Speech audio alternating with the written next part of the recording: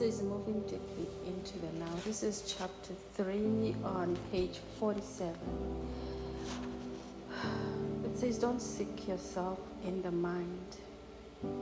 I feel that there is a great deal I need to learn about the working of my mind before I can get anywhere near full consciousness or spiritual enlightenment. I'm guessing this is the question. So the answer that Eckhart Tolle gave is like, no, you don't. The problem of the mind cannot be solved on the level of the mind. Once you have understood the basic dysfunction, there isn't really much else that you need to learn or understand.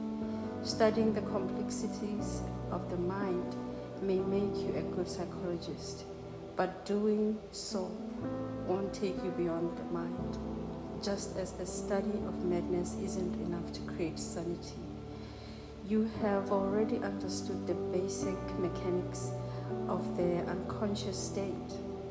Identification with the mind, which create a false self, the ego, as a substitute for your true self rooted in being. You become as a branch cut off from the vine, as Jesus puts it. The ego's needs are endless. It feels vulnerable and threatened, and so lives in a state of fear and want. Once you know how the basic dysfunction operates, there is no need to explore all its countless manifestations, no need to make it into a complex personal problem. The ego, of course, loves that. It is always seeking for something to attach itself to in order to uphold and strengthen its illusory sense of self.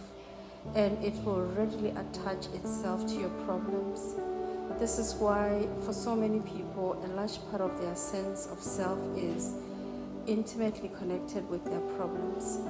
Once this has happened, the last thing they want is to become free of them.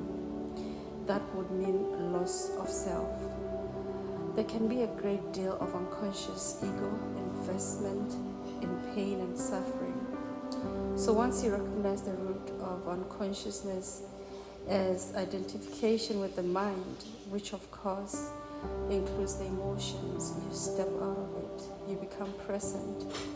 When you're present, you can allow the mind to be as it is without getting entangled in it. The mind in itself is not dysfunctional. It is a wonderful tool. Dysfunction sets in when you seek yourself in it and mistake it for who you are. It then becomes the egoic mind and takes over your whole life.